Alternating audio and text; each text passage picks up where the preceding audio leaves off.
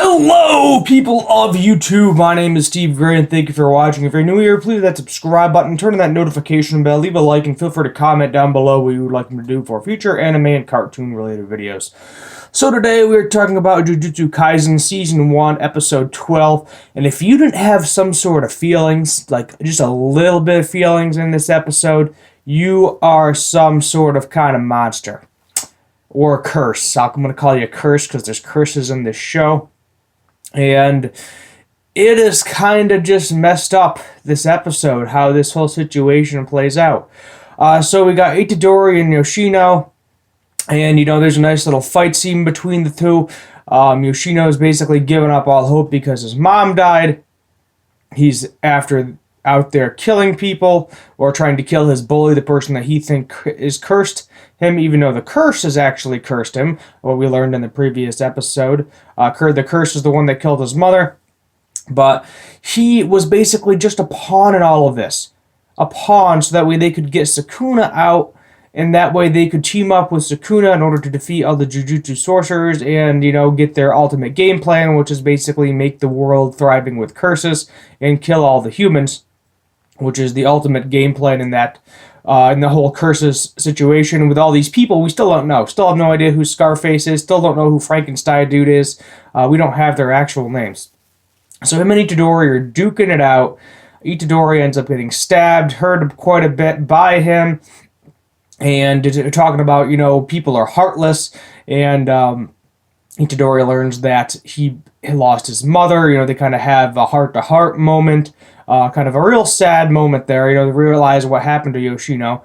And then here comes Mr. Frankenstein, cursed butthole, and he turns Yoshino into a freaking monster and kills him. Basically he forces Yoshino to fight Itadori. He doesn't last very long, and then Yoshino ends up dying because he got transformed into a form. And this is the first time that we see Itadori in real pain. I mean, yes, he was in some pain when his grandfather died, but he kind of knew that was coming. He made a good friend. He made a good friend.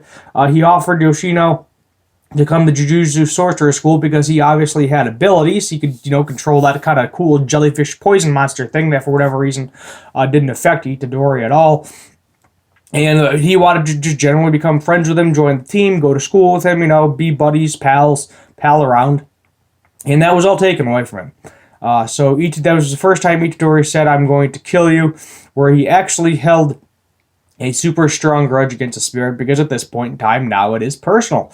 We learn that apparently this cursed spirit's energy is very, very powerful, so he's definitely a special grade.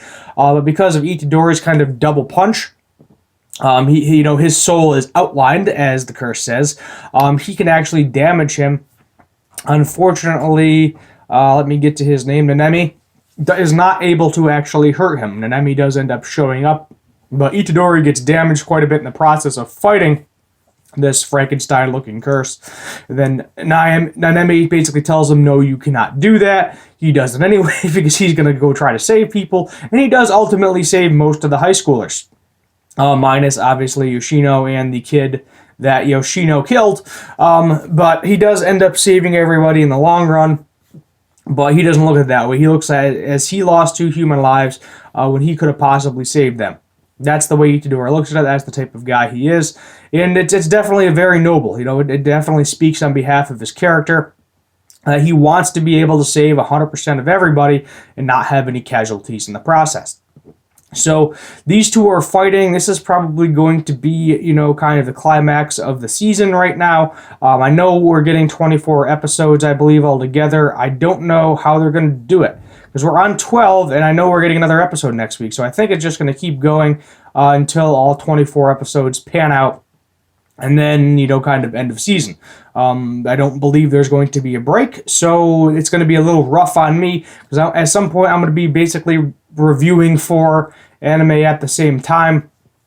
So we'll see how that pans out, if I can even do it. I'm having a difficult enough time doing 3. You're getting 3 videos back to back to back. I think I need to go back to sticking to 2 anime at a time and then doing a fun random video, because I really haven't been able to do a lot of the fun random videos lately. I have a couple of ideas for 1 or 2 of them, But, you got to keep up with the reviews, keep up with the main content of the channel, and move on, so on and so forth. Let me know what you think I should do. Comments down below. Kind of getting back on topic, though, Nanami and Itadori are going to end up teaming up in order to defeat him. That's what we saw for the preview of next episode. I do believe they are going to be able to defeat this curse together.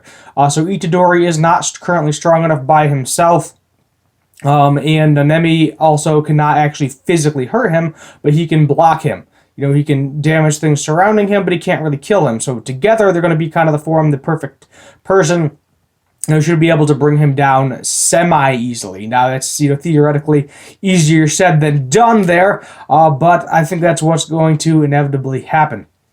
Itadori tried to rely on Sukuna to bring Yoshino back to his normal state. He was like, come on out, I'll make whatever pact with you I want. But Sukuna basically says no. And that is very interesting because you would think Sukuna would be, want to switch in and out whenever he can. However, Sukuna kind of can already switch out whenever he wants. And apparently, Sukuna only needs a minute to be OP and wreck shit. We haven't actually seen Sukuna since they've made the pact in the first place. But he only needs that 1 minute. And during that time when he was talking, he was like, yeah, I'm not helping you. I don't care. I don't know if Sukuna even has the ability to heal him, or just doesn't want to. Could be a combination of both.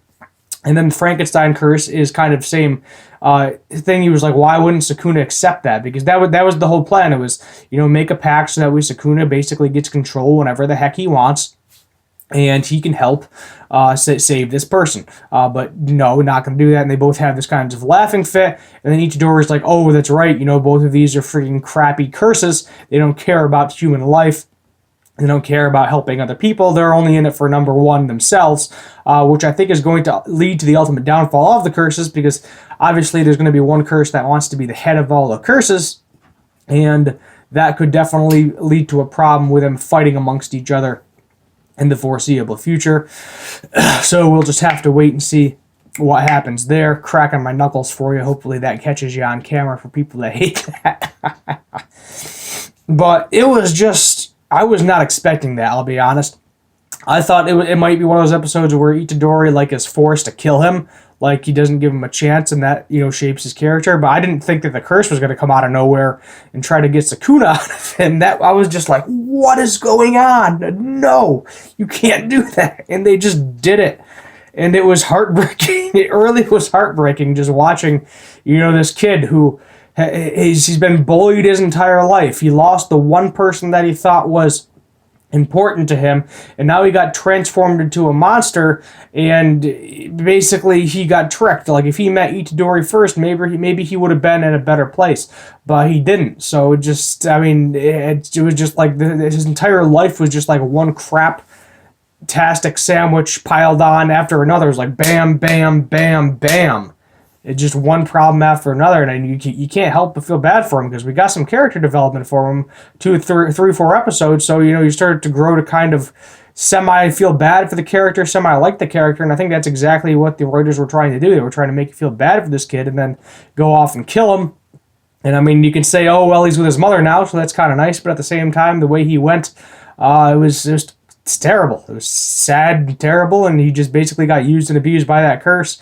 So Itadori can grow to become stronger to beat the crap out of this guy. And I want to see him die now. Like, before, I was like, oh, this is kind of a cool curse. He has an interesting perspective, but now he needs to die.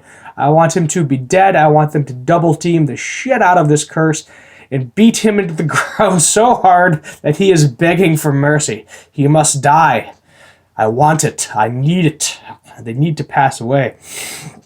It just, oh my God, it got to me. This episode got to me. It threw me off on Reddit too, because this episode was ranked down like number 7th. I understand Attack on Titan is released, but still, come on. I'm giving this bad boy a 9 out of 10. I don't give a lot of anime 10 out of 10s. Probably won't see a lot of them on my channel, because it's very hard for me to find an episode that I would watch over and over and over again nonstop. That's what I consider a 10 out of 10, if you're wondering where I'm going for the whole ranking system, 1 to 10. But definitely 9 out of 10. Bravo. Excellent episode. Let me know what you think in the comments down below. I think this is going to pretty much wrap up this episode. I'm Steve Gray. Thank you for watching, and as always, Have a good one.